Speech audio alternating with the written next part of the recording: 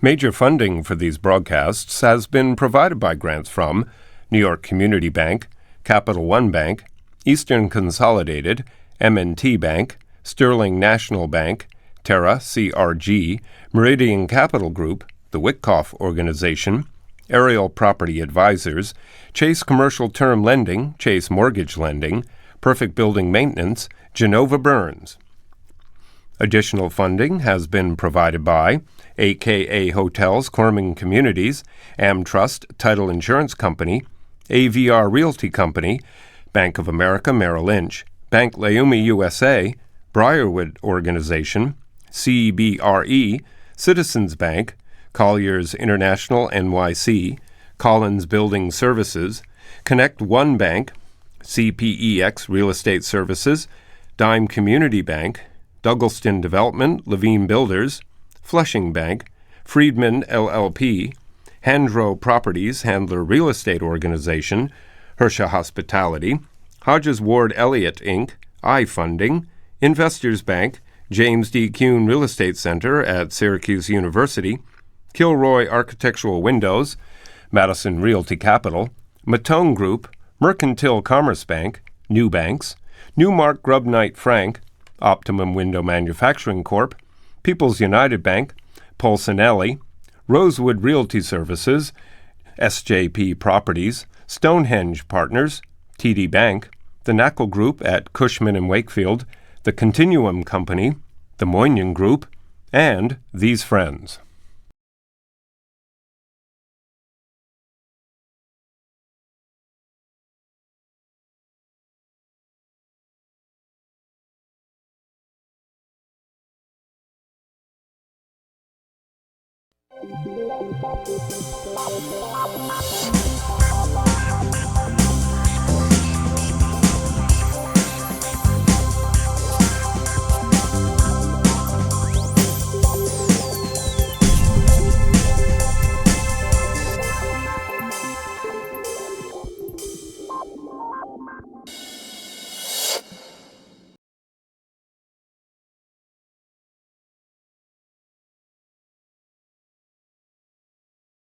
All I want to own is an apartment house. All I'd like is an apartment house with a couple of apartments to collect rent. That's what I want.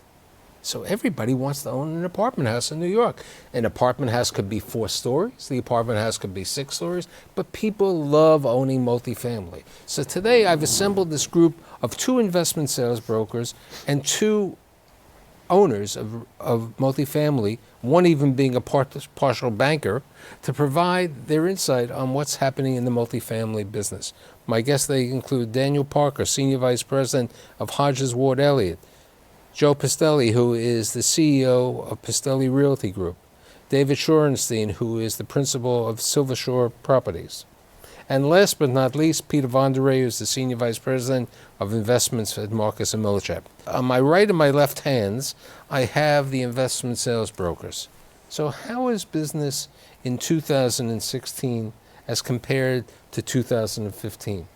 Well, I think 2016 was really, we're looking at it now as a transition year.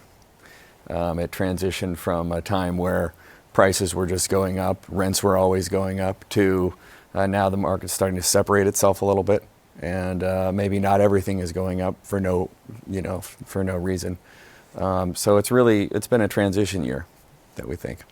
Yeah, I would agree that there remains a lot of appetite for multifamily. People are hesitant to underwrite strong rent growth. I think that they feel like maybe the rents that are being achieved in buildings have reached a level where it's hard to believe that there's going to be tremendous growth in the future.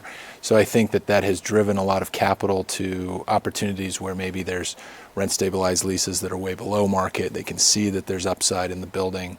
And so investors that are looking for value add opportunities have a very large appetite. But people are a little more cautious than they may have been 12 months ago. So let me ask the guys who are buying, how do you see the market? Is it easier to buy? Is it harder to buy? I think it's a lot more difficult to find the right opportunities. If you put in the hard work and you see things that other people can't see in a building, makes sense. those deals are happening. But overall, there's less deals out there. The prices have gone way up. It's tougher to reach for those prices, and thinking rents will continually go up is also tough to imagine. I think the rents are down a little bit, and I also think the time of year, in the wintertime, the rents are usually down, which is a big underwriting factor as well. And it's definitely tougher to find those gems out there. You know what, Mike, like you said earlier also, you opened up the show by saying, I want to buy an apartment building. And I think fundamentally in this country, that's been one of the biggest desires of immigrants who came here, and they would buy the 2-family house, 4-family house, 6-family house, and continue to not only become a part of that community and the fiber of that community. I think with that being said, it's fundamentally a simple business. You collect rent, you pay bills. You don't just need the capital investment with that.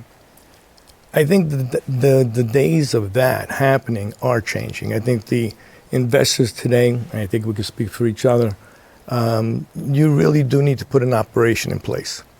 You need to have a sophisticated company that will be able to run with the day-to-day regulatory process, which is becoming very, very burdensome.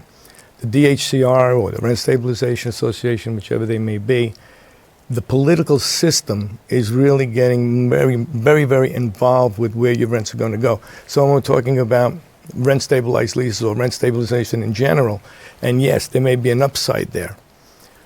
But at the same token, you've got to make all these investments to get to that upside. So it increases the underwriting. And I think also from another point of view, is from a purchaser, you need to look at your cap rates and your underwriting, because you need to underwrite a deal how the bank is going to lend on that deal. We were talking prior to the show, and I think David was saying that he's doing a small deal over here, and lenders are changing the amount of money that they were lending. How do you see that?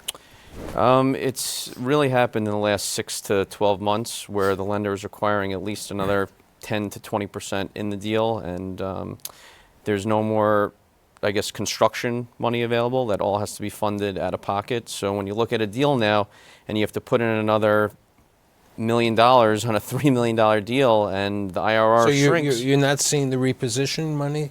No, that's certainly the banks were no, that's offering before? that's gone. Dried up. Right. Yeah, That's more difficult. That's completely gone. Even That's for dried up.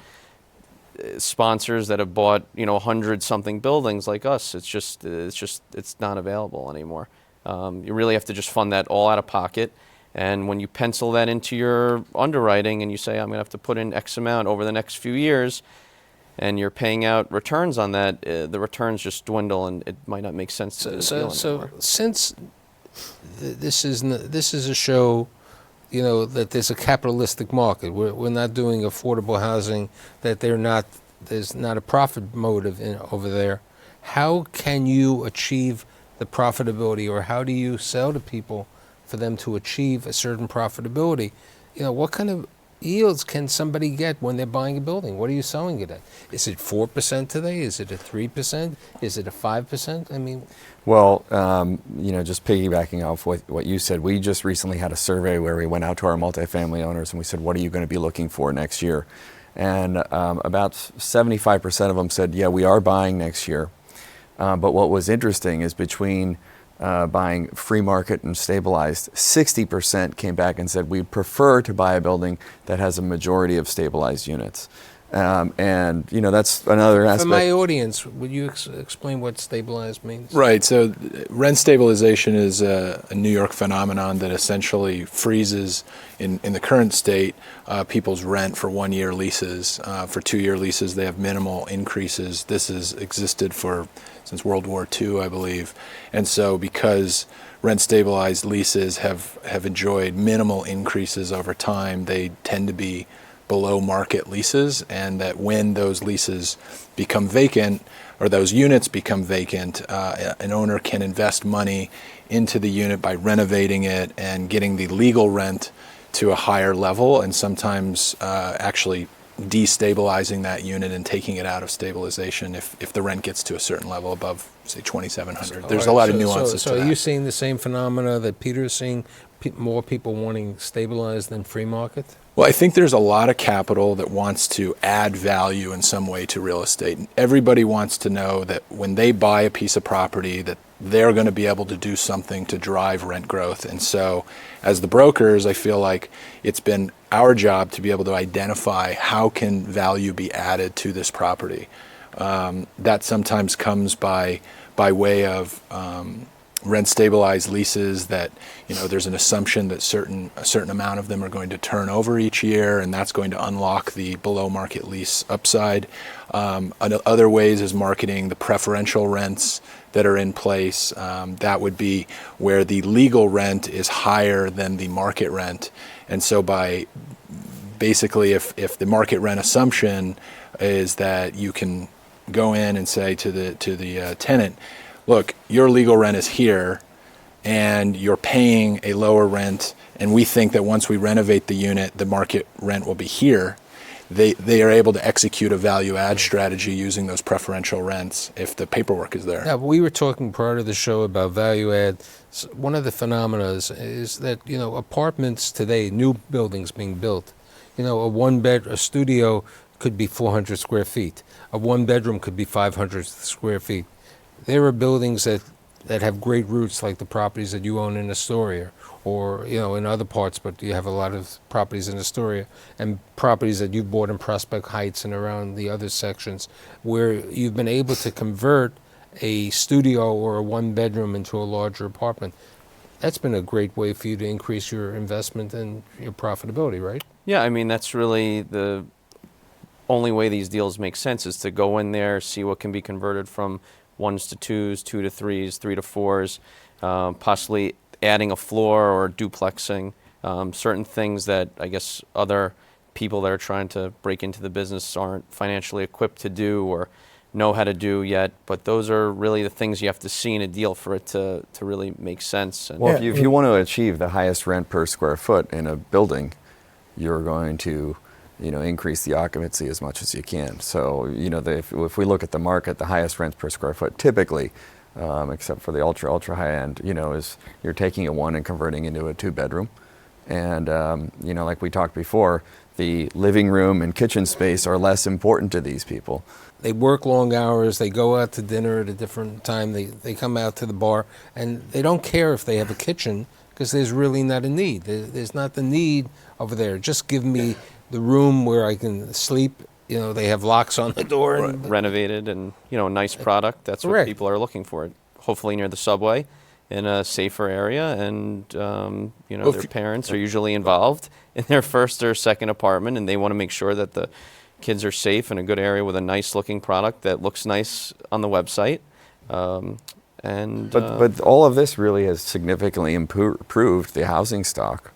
This ability to do this, these type of apartments, weren't available at these quality of renovations 20 years ago, and over the past 15 years, you've seen these. But when things you come in. rent to somebody in the millennium category, who's signing the lease? Okay, if we have a 3-bedroom or 4-bedroom, are we having 3 guarantors on the lease and a parent in certain cases? Okay. Depends on the market. I mean, if you're up in Upper Manhattan, Hamilton Heights, where maybe a bedroom in the share, so you've got 3 roommates sharing a 3-bedroom apartment paying in the low 3,000s a month, that works out to be about $1,000 per roommate.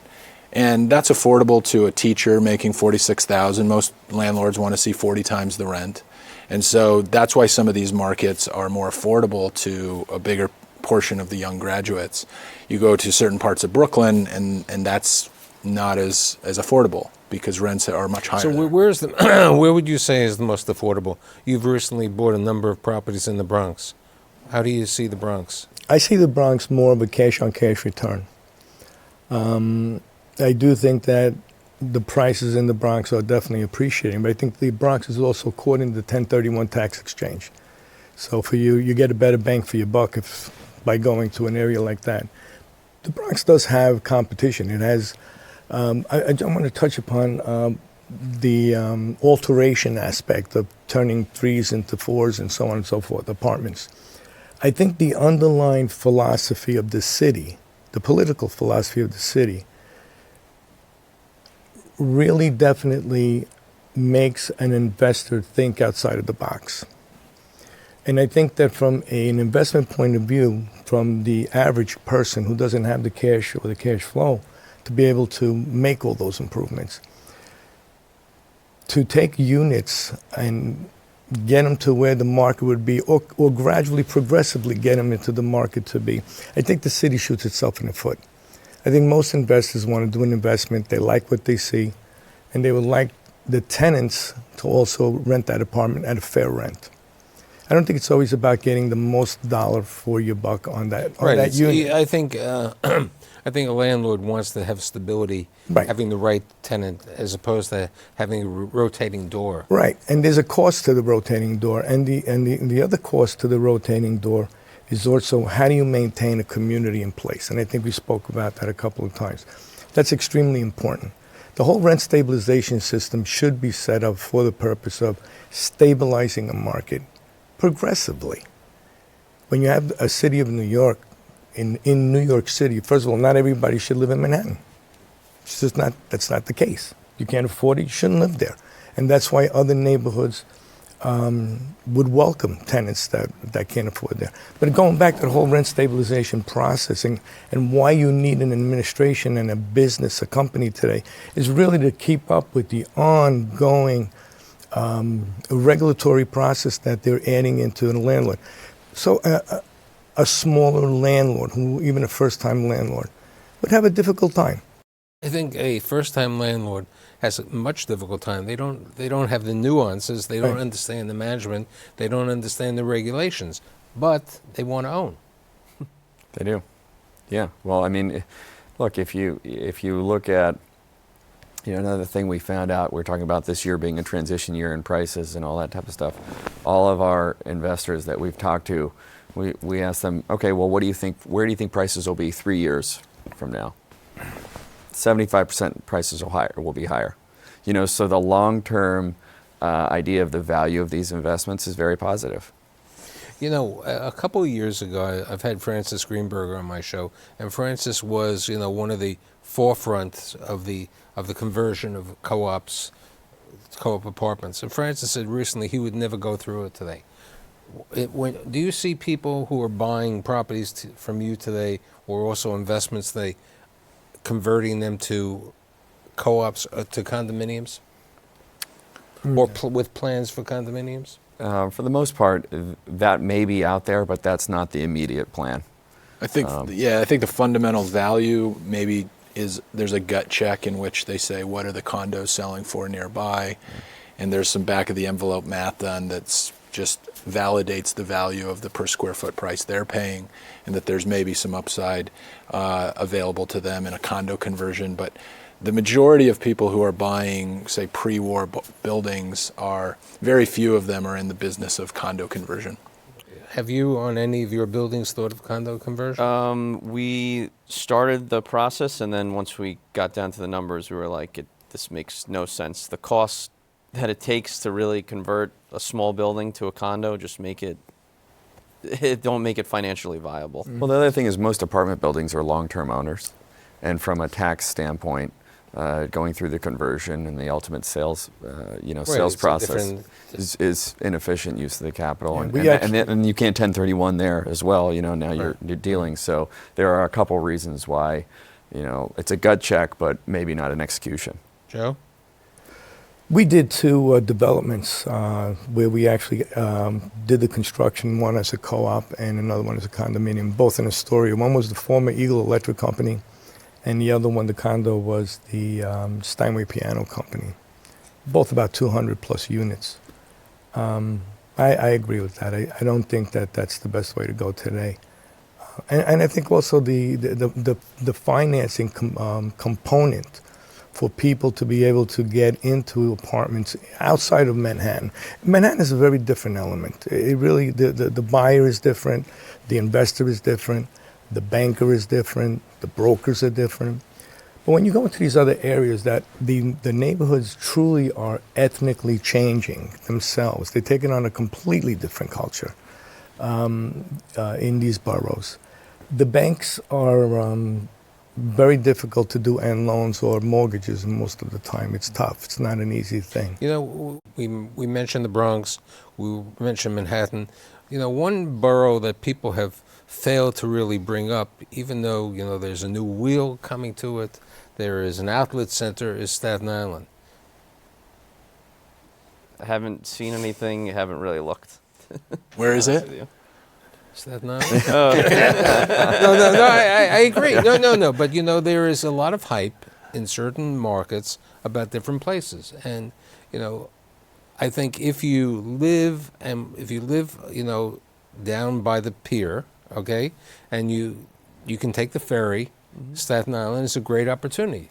But if you're dependent on the bus and dependent on other sources, it's an hour and a half. Yeah, it's tough. Yeah. It's a tough market. I've actually wondered, just in my own wonderings, if there is opportunities there on the multifamily side. I honestly have never had an investor ask me about it. I've never visited there on a trip looking at multifamily. I know that deals are done there, and some brokers do business there, but they're very few and far I think between. it's somebody brought up there are certain brokers who are community oriented. There are local Staten Island brokers who know that market. That's what they do. I mean, Yes, I mean, look, our investors that we know that have bought there, what they like about it is just the stability. There's no fireworks, you know, but there are not the big troughs as well.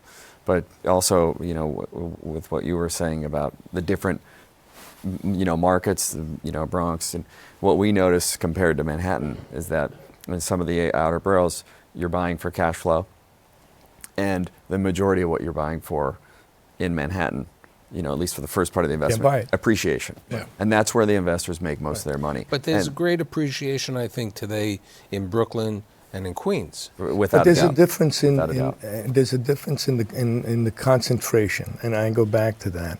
The Bronx, by design, virtually by architectural design, they're all big buildings. They're huge. Queens is not like that.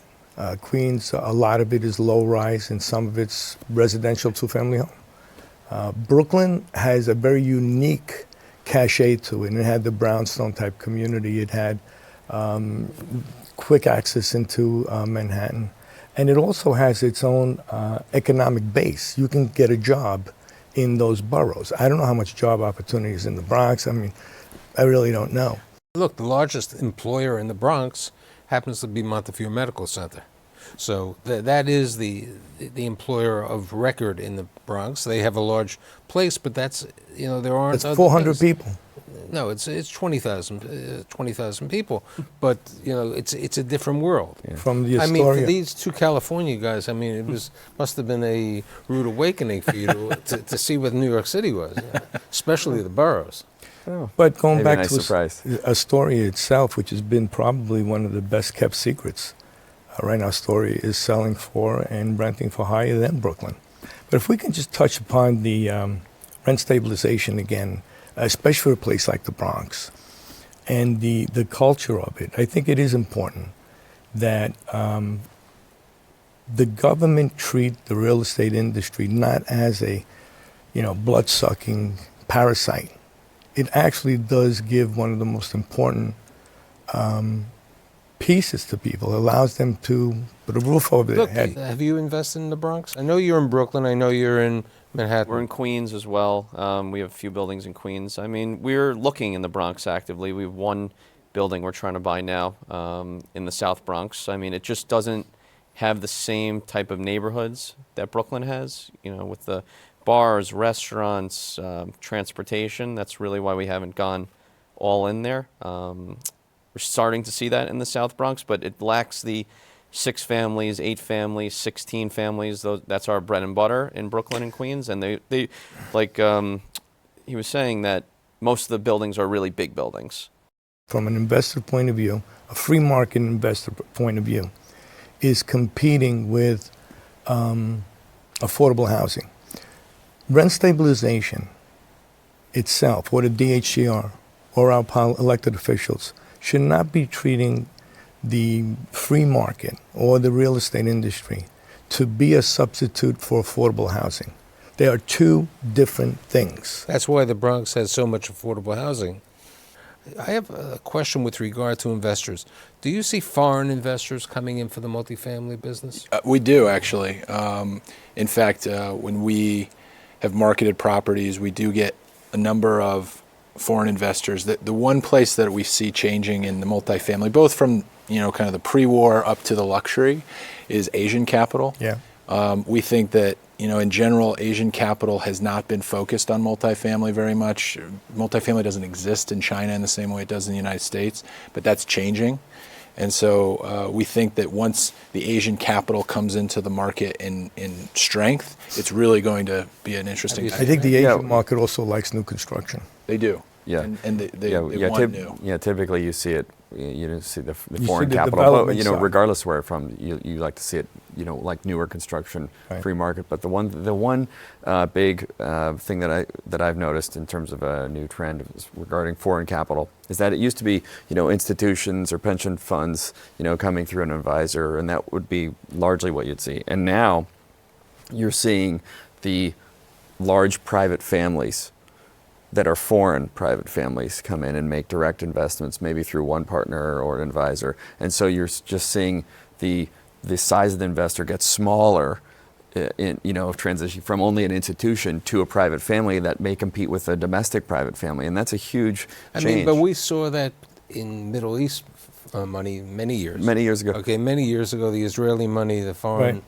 And I wonder if the reason why, you look at some of the newer luxury buildings and you talk to the agents that are leasing them up, and they'll say 25 to 30% of the new tenants in a large new multifamily building are Asian students.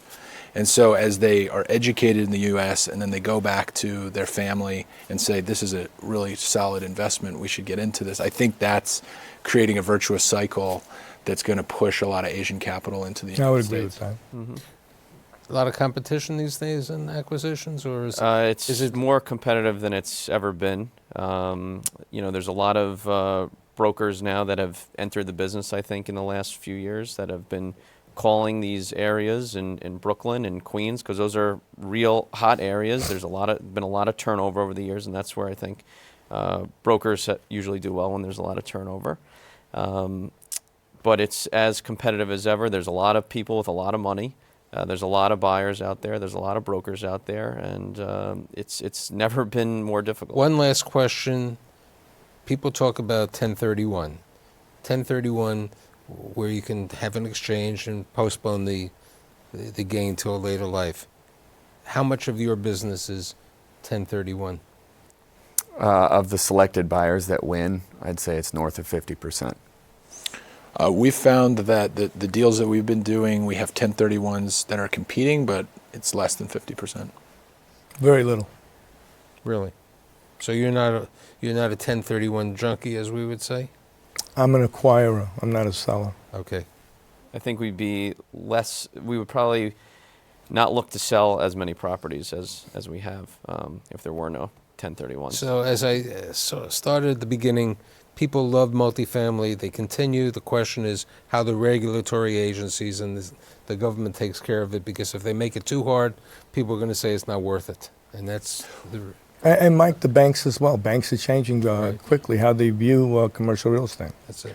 I'd like to thank Daniel, Joe, David, and Peter, and I'll see you next week.